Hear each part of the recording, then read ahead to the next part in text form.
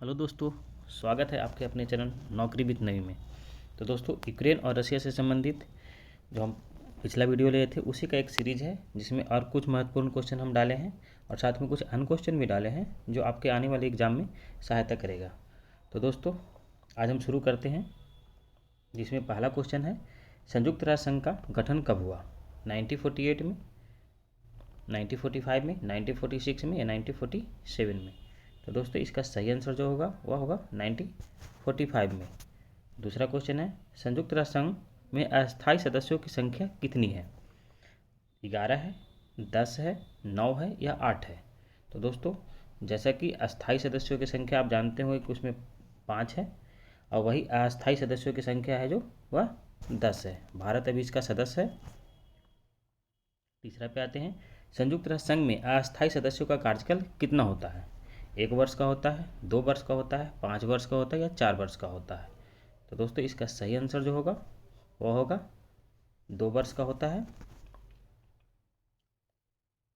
4 पे आते हैं, निम्न में से कौन संयुक्त राष्ट्र संघ का अंग नहीं है? तो दोस्तों, संयुक्त राष्ट्र संघ का टोटल 6 अंग है, जिसमें से पहला है महासभा, दूसरा है सुरक्षा परिषद, तीसरा है आर्थिक एवं सामाजिक परिषद, चौथा है अंतर्राष्ट्रीय न्यायालय और पाँचवा है निम्न में से कोई नहीं या सभी सत्य हैं। तो दोस्तों, इसका सही आंसर जो होगा वह होगा 5 नंबर, यानी कि सभी सत्य हैं इसमें।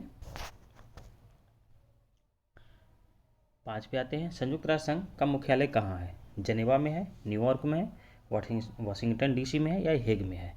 तो दोस्तों, इसका सही आंसर जो होगा वह होगा न्यूयॉर्क में है। 6 पे आते हैं, यूरोपियन यूनियन में कितने देश हैं? 27, 28, 30 या 31? तो दोस्तों, यूरोपियन यूनियन काफ़ी चर्चा में रहा है और इसमें जो कुल देश हैं वह हैं आपके 27 हैं। इसका मुख्यालय ब्रुसेल्स में है। 7 पे आते हैं, निम्न में से कौन सा देश यूरोपियन यूनियन में शामिल है? पहला है नॉर्वे, दूसरा है स्विट्जरलैंड, तीसरा है फिनलैंड और चौथा है मोल्डोवा। तो दोस्तों, सही आंसर जो होगा वह होगा फिनलैंड है, जो यूरोपियन यूनियन में शामिल है, जबकि नॉर्वे, स्विट्जरलैंड और मोल्डोवा यह यूरोपियन यूनियन में शामिल नहीं है। 8 पे आते हैं, चर्चा में रहने वाला बायरैक्टर ड्रोन किस देश का है, यानी कि किस देश ने बनाया है? अमेरिका ने, रूस ने, यूक्रेन ने और टर्की ने? तो दोस्तों, यह टर्की ने बनाया है। इसका खासियत अजरबैजान और आर्मेनिया का जो युद्ध हुआ था उसमें भी देखा गया था, और अभी यूक्रेन के साथ जो युद्ध हो रहा है, यूक्रेन और रशिया के बीच में युद्ध हो रहा है, इसमें भी यूक्रेन के साइड से यह काफ़ी, यानी कि रशियन फौजों को क्षति पहुंचाने में काफ़ी सहायता किया है। तो यह काफ़ी चर्चा में है। इस तरह के क्वेश्चन हो सकता है कि आपको पूछ दिया जाए। 9, बराक मिसाइल भारत के किस देश के साथ मिलकर बनाया है? रूस, अमेरिका, इजराइल और फ्रांस? तो दोस्तों, इसका सही आंसर जो होगा वो होगा इजराइल के साथ भारत मिलकर बनाया है। 10वां है, ब्रह्मोस 2 क्या है? यह एक सुपरसोनिक मिसाइल है, यह एक क्रूज मिसाइल है, यह एक हाइपरसोनिक मिसाइल है, यह एक टैंक है? तो ब्रह्मोस 2 यह भारत और रशिया के बीच में समझौता है और यही दोनों मिलकर बना रहे हैं, जिसमें 51% भारत का हिस्सेदारी है। एक हाइपरसोनिक मिसाइल बना हाइपरसोनिक मिसाइल बनाया जा रहा है, ब्रह्मोस 2।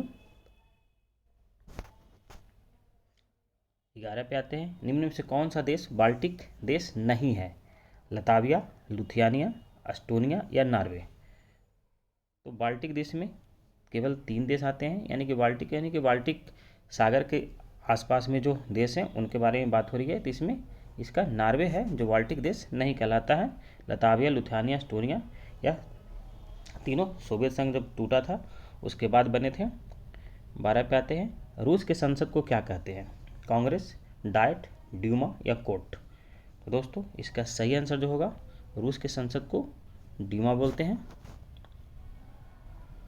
13 पे आते हैं, सेंट पीटर्सबर्ग किस सागर के किनारे स्थित है? ब्लैक सी के किनारे स्थित है, बाल्टिक सी के किनारे स्थित है, उत्तरी सागर के किनारे स्थित है या भूमध्य सागर के किनारे स्थित है? तो इसका सही आंसर जो होगा वह होगा बाल्टिक सागर के किनारे स्थित है। सेंट पीटर्सबर्ग या मॉस्को का सबसे प्रमुख औद्योगिक स्थल है, औद्योगिक शहर है। मैनहट्टन प्रोजेक्ट किससे संबंधित है? परमाणु बम बनाने से, दूसरा है जैविक हथियार बनाने से, तीसरा है वर्ल्ड वार 2 शांति समझौता से, या निम्न में से कोई नहीं। तो दोस्तों मैनहट्टन प्रोजेक्ट यह काफ़ी चर्चा में अभी हाल फिलहाल में भी रह रहा है। यह परमाणु बम बनाने से है। 15 पे आते हैं, निम्न में से कौन सा देश एनपीटी पर हस्ताक्षर नहीं किया है?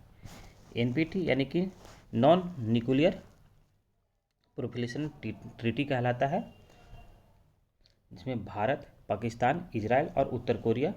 5वां है, निम्न में से कोई नहीं, एक से अधिक। तो दोस्तों इसका सही आंसर जो होगा वह होगा 5 नंबर, यानी कि ये सभी देश हैं जो एनपीटी पे हस्ताक्षर नहीं किए हैं। एनपीटी का यानी कि चीन हो गया, फ्रांस हो गया, अमेरिका हो गया, रूस हो गया, ब्रिटेन हो गया। ये सब देश जब परमाणु अपना विस्फोट कर दिए थे उसके बाद एनपीटी आया था, और उसमें कहा गया था कि जो भी देश आगे अगर परमाणु बम विस्फोट करना चाहते हैं उनको नहीं करने दिया जाएगा।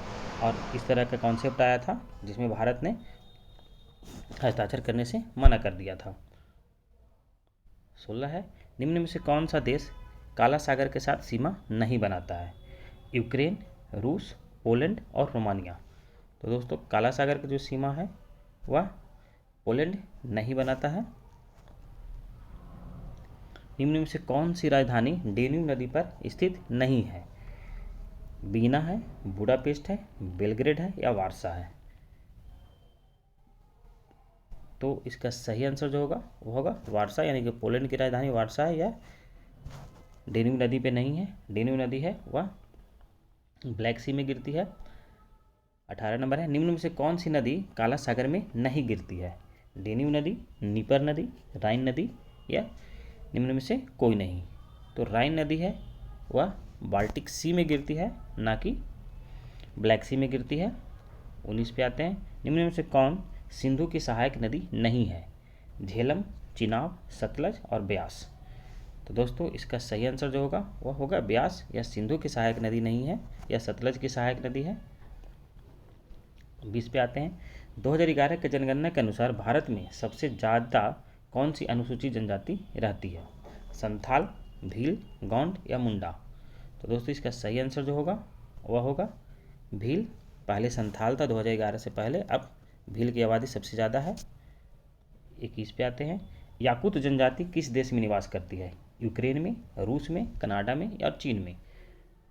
तो दोस्तों इसका सही आंसर होगा वह होगा रूस में। रूस की साइबेरिया में याकूत जनजाति निवास करती है।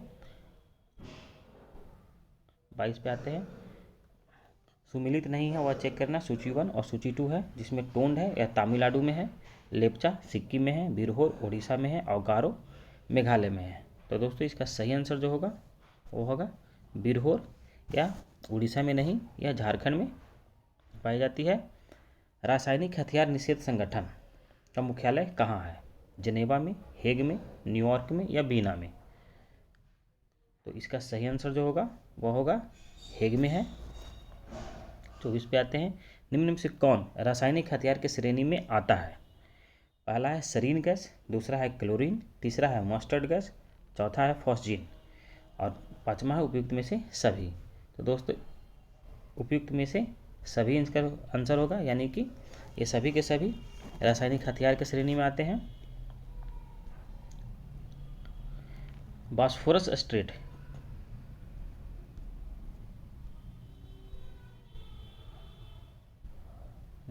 बॉस्फोरस स्ट्रेट कौन से सागर को जोड़ती है? पहला है काला सागर को मरमरा सागर से, दूसरा है बाल्टिक सागर को उत्तरी सागर से, तीसरा है अटलांटिक महासागर को भूमध्य सागर से और चौथा है अरब सागर को लाल सागर से। तो दोस्तों इसका सही आंसर जो होगा बॉस्फोरस स्ट्रेट है वह काला सागर को मरमरा सागर से जोड़ती है, यह टर्की के पास में है। 26 पे आते हैं, निम्न में से किस राज्य में महिला साक्षरता प्रतिशत सबसे कम है? ओडिशा, बिहार, राजस्थान और उत्तर प्रदेश। तो दोस्तों इसका सही आंसर जो होगा वह होगा बिहार। 27 पे आते हैं, किस धार्मिक समूह का सर्वाधिक भाग नगरीय है? जैन, सिख, ईसाई और हिंदू। तो दोस्तों इसका सही आंसर जो होगा वो होगा जैन। 28 पे आते हैं।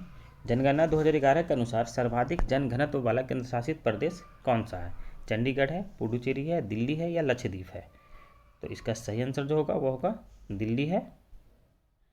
29 पे आते हैं। भारत के किस राज्य में जनघनत्व सबसे कम है? जम्मू कश्मीर, बिहार, अरुणाचल प्रदेश और गोवा। तो दोस्तों इसका सही आंसर जो होगा वो होगा अरुणाचल प्रदेश। बिहार में सबसे ज़्यादा जनघनत्व है, वहीं अरुणाचल प्रदेश में 17 है, यानी कि 17 व्यक्ति प्रति वर्ग किलोमीटर। तीसरा और आखिरी क्वेश्चन में आते हैं। 2011 के जनगणना के अनुसार केरल के बाद सबसे अधिक महिला साक्षरता किस राज्य में है? त्रिपुरा, गोवा, मिजोरम या मेघालय? तो दोस्तों इसका सही आंसर होगा वो होगा मिजोरम। तो दोस्तों ये था मेरा आज का 30 क्वेश्चन। उम्मीद करता हूँ कि आपको यह वीडियो पसंद आया होगा। साथ में अगर पसंद आया है तो अपने दोस्तों के साथ शेयर करिए, साथ में सब्सक्राइब भी करिए। और तो मिलते हैं दोस्तों अगले वीडियो में, तब तक के लिए जय हिंद, जय भारत।